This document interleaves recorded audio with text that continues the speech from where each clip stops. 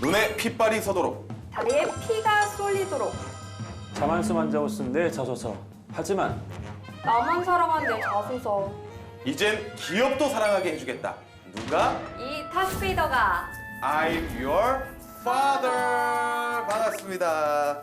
한 주 동안 잘 지내셨어요? 네네네. 다위가 좀 가시는가 싶더니 또 이렇게 더웠다 시원했다 하더라고요. 이럴 때 감기들 조심하시기 바라겠습니다. 다른 건 몰라도 열정 하나만큼은 취준생 못지않은 MC 서태훈입니다. 하고 싶은 건 다 해야 되는 예비 취준생 박쌤입니다. 오늘도 취업시장에서 푹푹 절여지고 있는 강민혁입니다. 네, 반갑고요. 다시 쓰며 배우는 이력서 자소서 더 잘 쓰는 방법 다스베이더 8월 특집 함께하고 계십니다. 이제 9월 공채가 코앞으로 다가왔어요. 어떻게 세미 씨는 하반기 공채 준비 잘하고 계신가요? 제가 준비하는 분야는 안타깝게도 공채가 많이 없어서 아. 수시로 지원을 하고는 있는데 네네. 공채가 뜨기를 바라고 있습니다. 아직은 지금 준비를 네. 하고 계시군요. 어떻게 뭐 강쌤 같은 경우는 이번 하반기 공채 뭐 취준생들이 이런 거 좀 주의 깊게 봐야 된다 뭐 있을까요? 자리는 줄었고 경쟁자들은 더 늘어났다. 그래서 선택과 집중, 단 이제 리스크를 관리한 좀 전략적인 지원도 병행을 좀 해줘야 되겠다. 그 부분을 좀 당부드리고 싶고요. 그리고 또 하나는 아무래도 수시 채용이나 이제 기업이 여러분들을 이제 육성에 좀 여유가 없어요. 바로 그냥 투입이 돼야 됩니다. 그러다 보니까 이제 직무 수행 능력이라고 할 수 있는 지원 직무 관련된 지식과 스킬과 유사 경력을 많이 요구하고 있어서 또 그런 부분들을 좀 대비해 하셔야 될 것 같습니다. 네, 또 데뷔하는 좋은 방법이 저희 다스베이도 함께 하시면 되니까요. 네, 오늘도 놓치지 말고 끝까지 함께 해주시기 바라겠고요. 자, 여러분들 공채가 시작됐다고 해서 너무 부담 갖지 마시고 또 한 번의 기회가 왔다는 긍정적인 생각으로 또 열심히 도전하시길 바라겠습니다. 자, 그럼 취준생 여러분들 모두 파이팅 하시면서 오늘도 우리 강쌤의 애정어린 지도를 받을 자소서 프로필 확인해 봐야겠죠? 네, 오늘은 차지용 학생의 프로필 살펴볼 건데요. 학력은 서울소재대학 졸업 예정이고 경제학을 전공했어요. 나이는 24세, 지원 기업은 KDB 산업은행 체험형 인턴, 향후 지원 기업은 금융공기업, 서울보증보험 기업금융 직무입니다. 경험 경력을 보면요. 학점은 3.6, 토익 925점, 한국사 1급, 신용 분석사는 준비 중이라고 하고요.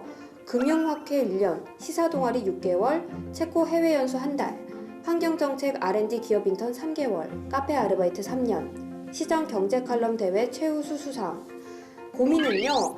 아직 준비 중인 게 많습니다. 그래서 뭘 준비해야 하는지 어느 정도면 되는지도 막연합니다. 공기업 기업금융 직무에 합격하려면 어떤 부분을 더 준비해야 할까요?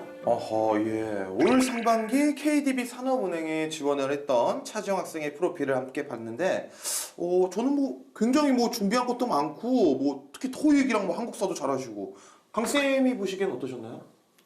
일단은 대외 활동도 많이 하셨고 나름 뭐 금공을 위해서 준비한 뭐 티가 나긴 하거든요. 근데 사실 이제 금융공기업이 우리가 이제 흔히 이야기하는 신의 직장의 가장 대표적인 그런 기업들인데 지원자들의 어떤 준비 정도가 우리가 흔히 알고 있는 그 국가급 고시에 준하는 준비를 하는 친구들이 굉장히 많아요. 그래서 물론 이제 금공 안에서도 A 매치에 해당되는 금공이 있고 뭐 B 매치에 해당된다 뭐 이렇게 얘기를 많이 하시는데 이 드러난 것뿐만 아니라 또 우리 지원자의 어떤 필기 준비에 대한 어떤 학습력 그런 부분들도 좀 봐야 될 것 같고요.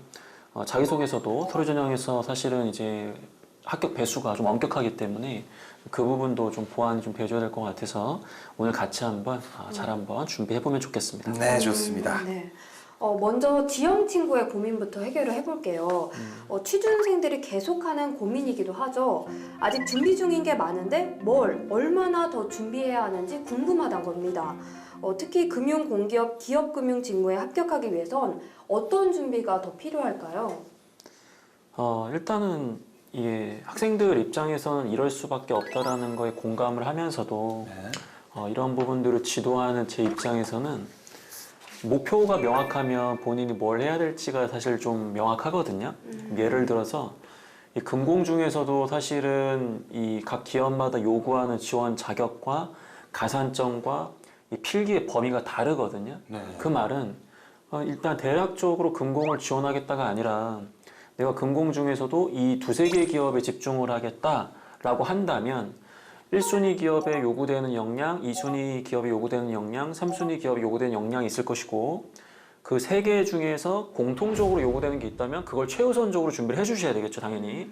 그리고 약간의 차이가 있어서 우리가 이제 선택을 해야 된다. 그럴 때는 우리 지원자가 1순위 목표에 해당되는 부분들을 이제 좀 더 준비를 해주시는 게 맞아요. 그래서 좀 답답하고 합격하는 그날까지 이 고민은 사실 해결되지 않습니다. 네. 그리고 또 반대로 얘기하면 합격하는 사람들은 이 고민이 명확하게 이해가 되고 해결이 됐기 때문에 합격한 거냐? 그런 것도 아니거든요. 결과적으로는 취업 준비도 인생이다. 얼마나 우리가 막연합니까? 사는 게. 그 막연함을 또 이겨내기 위해서 또 오늘 하루에 충실해야 된다라는 아주 원론적인 얘기를 드려보겠습니다. 예, 아유 참 들으면서도 저도 답답해지는데 어쩔 수 없죠. 여러분 뭐 이겨내실 수 있어요. 예.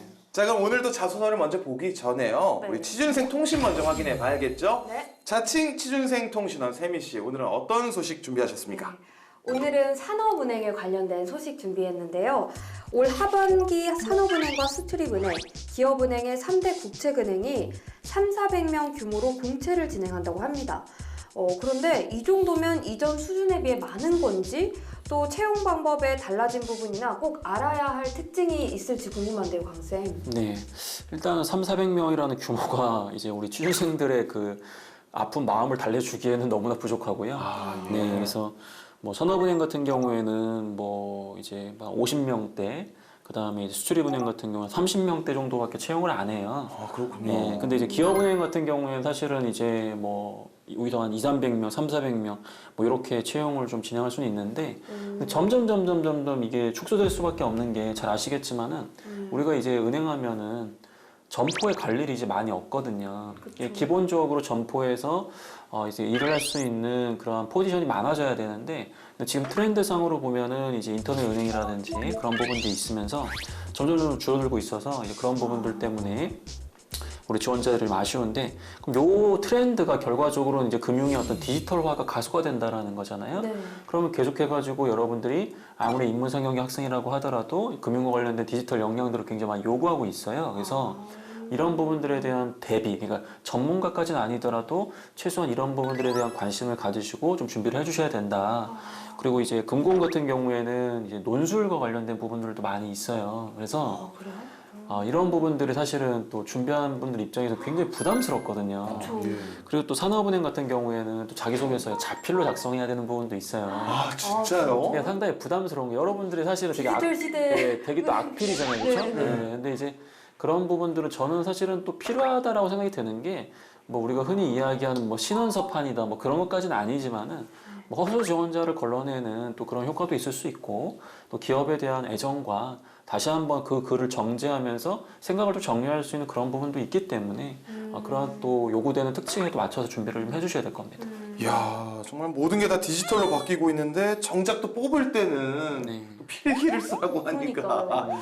예, 아이러니할 수 있겠지만 또 여러분들이 또 위해서 하는 거잖아요. 그렇죠. 이젠 오늘의 자소서 다스베이더가 꼽은 문제 항목을 살펴보도록 하겠습니다. 문제 항목은 2번이에요. 지금까지 살아오면서 가장 큰 난관으로 기억되는 경험과 그 상황을 어떻게 극복했는지 기술하시오인데 세미 씨, 이 문항의 평가 의도는 무엇입니까? 문제 해결 능력에 관한 질문 아닌가요? 이건 맞는 것 같은데 맞나요? 가장 큰 난관으로 기억된 경험과 어떻게 극복했느냐?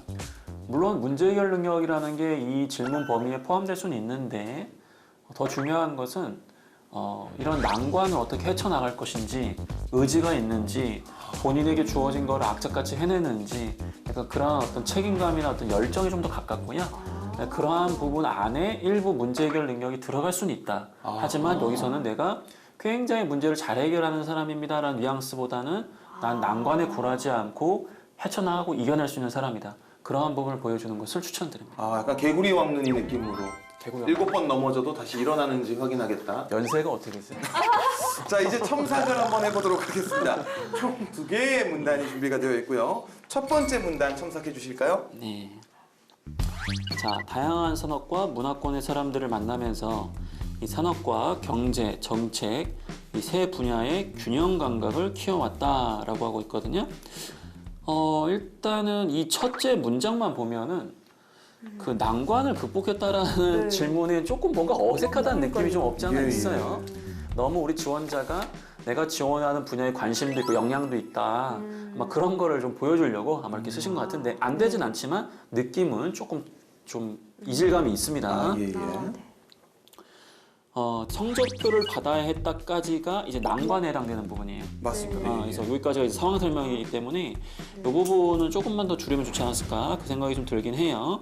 근데 좋은 부분은 문제 파악을 위해서 다른 과 학우들에게 자문을 구한 결과 뭐 이러한 문제였음을 깨달았다고 되어 있는데 일단은 어려움이 닥치게 되면 제일 먼저 고민해야 될 것은 해결하자가 아니라 뭐가 문제였지?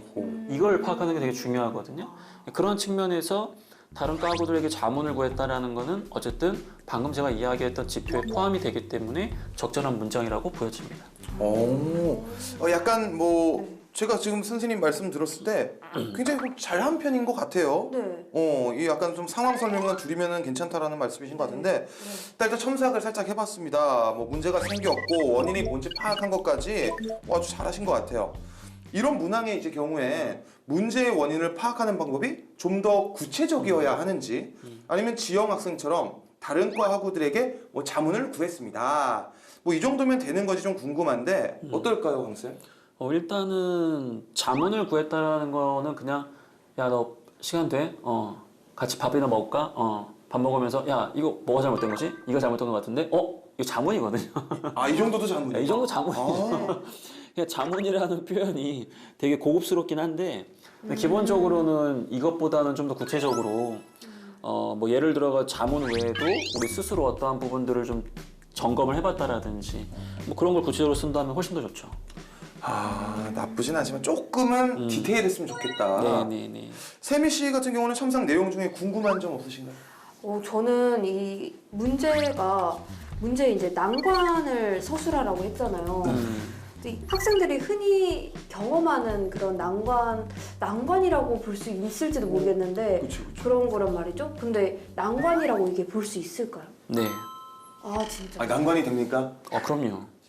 그치 뭐 난관이긴 난관이지. 어쨌든 뭐 자기들이 아쉬웠으니까 예선 탈락을 진짜? 했으니까. 뭔가 더 강렬한 무언가가 있어야 될 텐데 네. 인생에서 가장 큰 난관.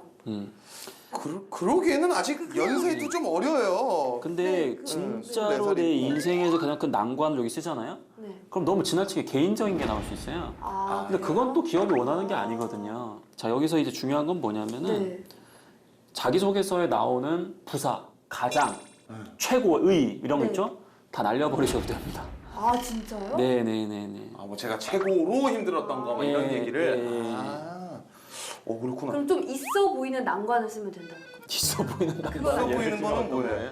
조금 덜 진짜로 난관을 쓰면은 그런 거 있잖아요. 무슨 느낌인지. 그러니까 약간 요거는 네네. 누구나 경험했을 법하다. 네네. 하지만 남들은 못 느껴봤을 스페셜하지 경험. 않아요.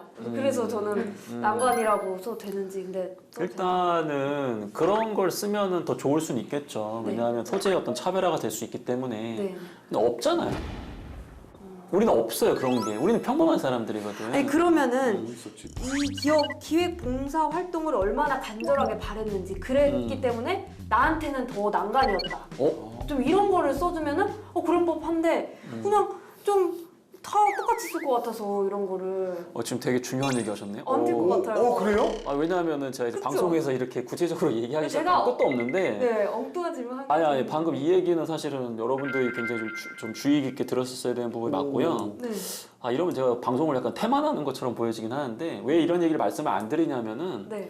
이 방송을 시청하시는 분들의 수준이 다 각기 다르거든요. 근데 이제 방금 이야기했던 내용을 얘기하기 시작하면은 학생들이 오히려 그런 것들을 더 어려워해서 자소 작성을 포기하는 경우들이 많이 있어요. 그래서 제가 이제 뭐 개인 컨설팅을 할 때는 이제 그런 걸 극대화하기 위해서 이 당시에 우리 지원자가 이 봉사활동이라는 게 본인에게 어떤 의미가 특히 있었기 때문에 여기서 실패했던 것들은 더욱더 우리 지원자에게 큰 난관일 수밖에 없었다. 뭐 예를 들면 이 소외계층 대상으로 한 기획봉사활동이 향후 나에게 있어서 내가 이 관련된 일을 할 수 있느냐 없느냐에 대한 결정을 하는 시기에서 이걸 실패했기 때문에 나에게는 인생 최대의 난관이었고 이런 식으로 이제 표현을 하기 시작하게 되면 드라마틱한 전개가 가능해 같은 소재라고 하더라도 와. 이거를 이제 목적의 차별화라는 개념으로 저는 이제 컨설팅을 하는데 목차. 목적의 차별화. 네, 줄여서 목차. 예, 목차. 예, 그래서 그런데 이렇게 얘기하면 이제 여러분들이 이제 복잡해지기 시작하는 게 그러면 내가 또 이거를 또 드라마틱하게 표현을 해야 되는데 너무 어렵다 이렇게 하시거든요. 이렇게까지 할 필요 없으니까 이거는 중요한 게 아니니까 뒷부분에 얘기하는 행동 노력에 초점을 맞추시면 되겠습니다. 네. 자, 좋습니다. 다음은 소제목인데요. 이게 뭐 소제목이라고 아까 전에 뭐 읽긴 했지만 소제목인지 아니면 뭐 약간 줄여놓은 건지 압축을 해놓은 건지 잘 모르겠습니다. 어떻게 좀 바꾸면 괜찮을까요? 두 분이 이 내용을 좀 다 안 보셨기 때문에 이 내용을 요약한다는 느낌보다도 소제목에다 그걸 한번 해보세요. 본인은 난관을 어떻게 극복한다. 혹은 나는 난관을 어떻게 생각한다. 요거를 요약만 한번 해보세요. 아, 한번 이 내용에 상관없이 예, 본인들이. 뭔가 난관을 극복한다는 내용의 줄임말. 그렇죠. 요약. 그럼 아까 개구리 왕눈인데.